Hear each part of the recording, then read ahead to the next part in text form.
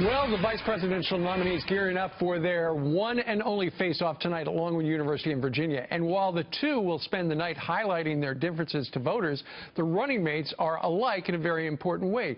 They were both born Catholics. So how will their faith play into the debate? Here to discuss, the LifeSet founder and editor-in-chief.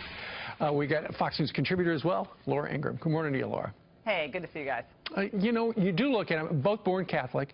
One is for the death penalty. The other is for abortion when necessary.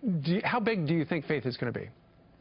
I think it's not been discussed very much in this campaign, and I think that's a real shame because the issue of religious liberty is critical to values voters. And we have a massive number of evangelical Christians and still Catholics who think religious liberty, regardless of what you think about these prudential judgments about the death penalty, that for individual groups, universities, hospitals, those who minister to the poor, they absolutely must have their religious conscience rights preserved by the courts in this country. And the Democrats have been very clear, in my mind, that they have no concern about religious liberty when it comes to the issue of abortion, contraceptive rights, and, of course, redefining marriage, gender theory, those kinds of things.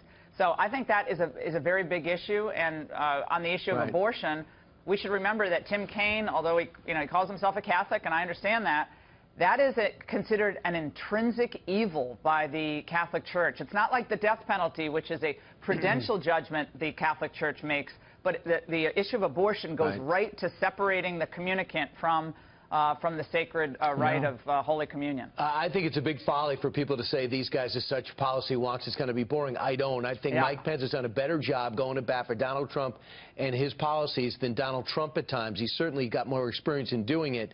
So yesterday, Hillary Clinton took to the stump and started mocking Donald Trump on his experience in business. Let's look. Here's my question. What kind of genius loses $1 billion in a single year? How anybody can lose $1, let alone $1 billion in the casino industry is kind of beyond me. And she knows so much about the casino industry. So what's your take on this? Yeah, well, of course, Trump was right when he said she's never created a single job in her life, so she wouldn't know the first thing about business people who take risks and are operating in the changing landscape of interest rates and changing markets, which Trump was operating in.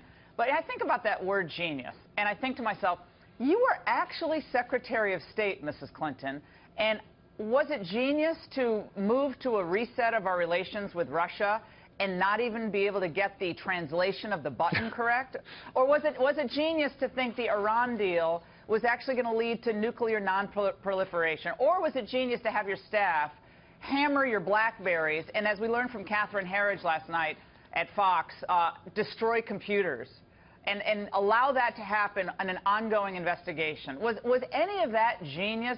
Show me Hillary's genius and protecting the security and the foreign policy influence of this country, and I'll listen to her on what is genius and what is not. She has no standing on business or enhancing our foreign policy stature across the globe because she hasn't done it. She hasn't done either. And Donald Trump has not backed off in Colorado yesterday. He further defined what he was doing and how he wants to straighten it out.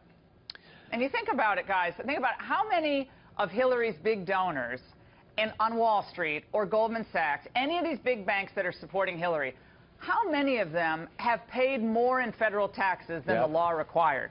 And if she has all these names for us, give us 2 names. Laura Ingraham, always great to talk to you. Thanks so much. Good to see you guys. Appreciate it.